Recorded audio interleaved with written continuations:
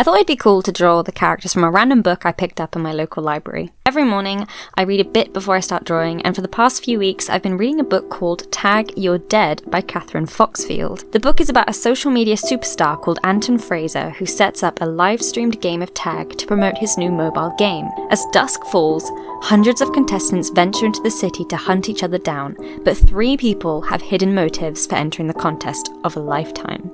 Basically, imagine if Mr. Beast was Morgs and, people died and a girl was obsessed with him and... okay, let's backtrack. Let's start with the first character we're introduced to, Anton himself.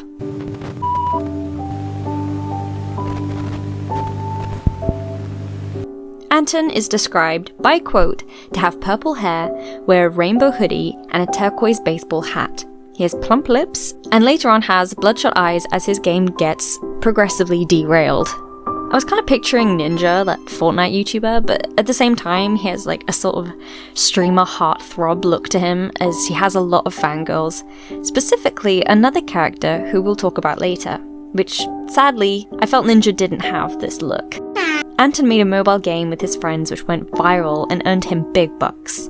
He started a YouTube channel where him and his quote-unquote associates would pull pranks and public stunts.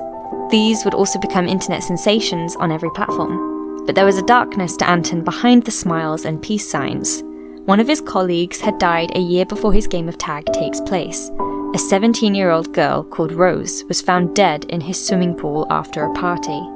It was incredibly suspicious, but Anton hired the best lawyers to sweep it under the rug. Still, his career had to be put on hold, and this game of tag was his big return after the giant scandal. But just as the game starts to take course, who starts overriding the game and glitching into the virtual reality that the contestants can see through their smart glasses, kindly supplied by Anton's team, but Rose herself? Is it her ghost, a sick prank, or something far more sinister? It's kind of like 13 Reasons Why, but in a whodunit kind of situation. She spins a wheel and she's like, was it this guy? Was it this guy? It's pretty cool. And here is my depiction of Anton. I definitely pictured someone more annoying looking while reading this, since that is the role he's playing into, but I actually really like his design, and for the rest of the book, I imagined him to look like this. Now, for the second 2 characters we're introduced to. Grayson, who is Rose's vengeful ex-boyfriend, and Beatrix, who is Anton's cheerful younger sister.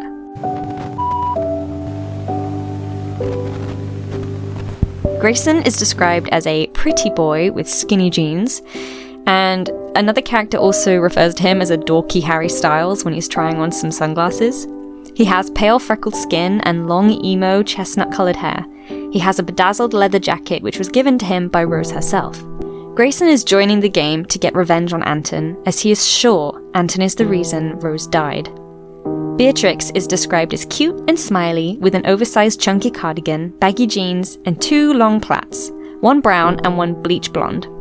She tries to keep the peace and clean up Anton's mess at every turn. She is always trying her best to run the game as smoothly as possible. The first time we see her, she cheerfully gives Grayson his smart glasses that allow him to see the projected alternate reality of the game of tag, along with a bracelet that tells him where each player is in order to either tag or run from them, depending on if he was a chaser or not. Grayson appears to be kinda shy and honest, and Beatrix seems to be a bundle of joy. But as the story goes on, these 2 characters get more and more interesting. This is a presentation of their first meeting. I wasn't a fan of the messy line art, but by the point of finishing this piece, I'd actually finished the book, and I needed to return it to the library, so I had to hurry up. But overall, I love this piece, and I think Beatrix is so cute. I would definitely draw her again. I must say, as well, I pictured her having a lot darker skin, but it mentions that she has unnaturally dark eyes, and the quote is that she must be wearing contacts, which makes me assume she's supposed to have light skin, but I think this was a good middle ground between what I pictured and what was described.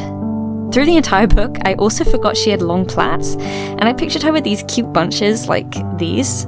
So it was kind of jarring for me to draw her with long plaits since I completely blanked that aspect. Anyway, on to my favourite characters, Erin and Charlotte.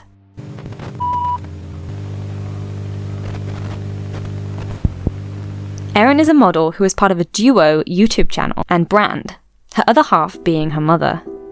Her mother is a self-absorbed model who has no interest in her daughter's well-being, only that she looks and acts her best. Erin suffers from this and is playing the game in order to leave her mother and start a new life with her boyfriend Jesse, hoping that the grand prize at the end will grant her this life. Erin is clever and athletic, meaning she has a high chance of winning the game, but how will she play against a boy fueled by heartbreak and vengeance and a girl who is desperate to win Anton's affection? Erin is described to have fiery red hair, athletic, wears heels, has lashes, skin-tight, wet-looking leggings, and an off-the-shoulder t-shirt. Charlotte is also known as Anton's Girl XOXO. On Anton's blog, she writes tragic romances between her self-insert character named Lola and Anton himself. She believes she is head over heels in love with him, and they were made to be together, and is desperate to get behind-the-scenes access to him, and finally, they can start their life together.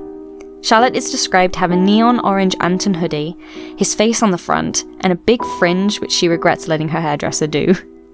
Her stepbrother is one of Anton's accomplices, and she resents him for abandoning her for Anton and not relaying any of her messages to him. Erin and Charlotte despise each other, but their relationship slowly shifts as the plot moves forward. It gets darker and darker. And here is the finished piece. I imagined Erin to be slightly different, but I feel like I got Charlotte spot on with what I imagined. All in all, I really enjoyed this story, and it's quite hard to not gush over the entire plot and give it away. I didn't realize until making this video that this is actually part of a 3-part series, the other 2 books being Good Girls Die First and It's Behind You. I will be reading both of these since I really enjoyed this one. It's different to what I usually read, but it was really good. Hope you enjoyed the video, and let me know if you'd read this book and if you'd like to see more videos like this. Thank you so much for watching, and I will see you in the next video.